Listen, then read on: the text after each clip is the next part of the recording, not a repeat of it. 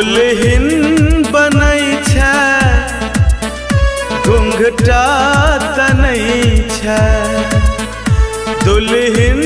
बनै छै घुंघटा तनै छै दुल्हिन बनै छै घुंघटा तनै छै दुल्हिन बनै छै घुंघटा तनै छै तू नहीं बुझली हमर दिल के दर्द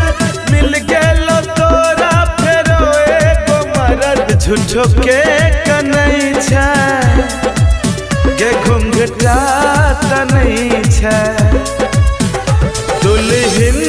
बनै छै घुंघटा तनै छै बता दे खता तोहर केकरो न कहबो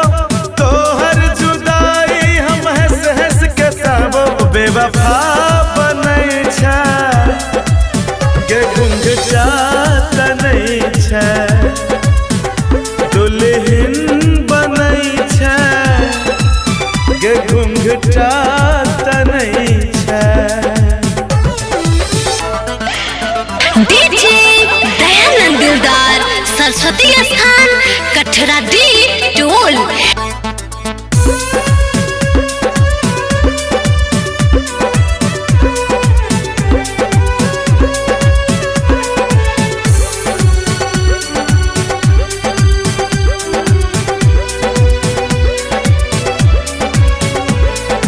रही जेबो हमहू अकेले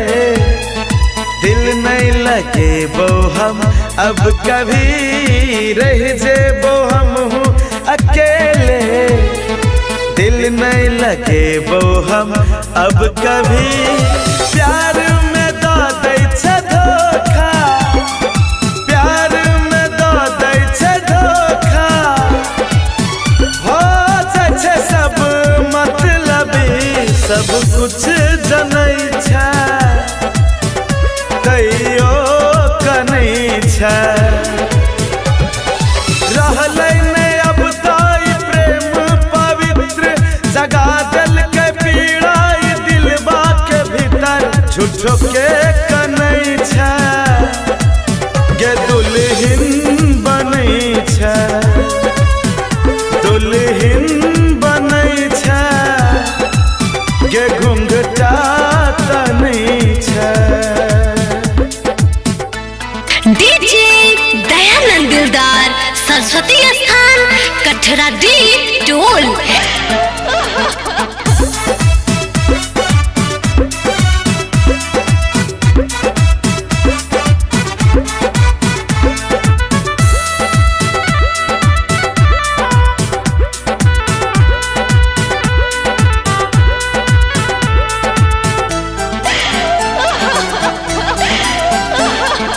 उलझल ई जीवन के धागा अभागा बनल छी गे हम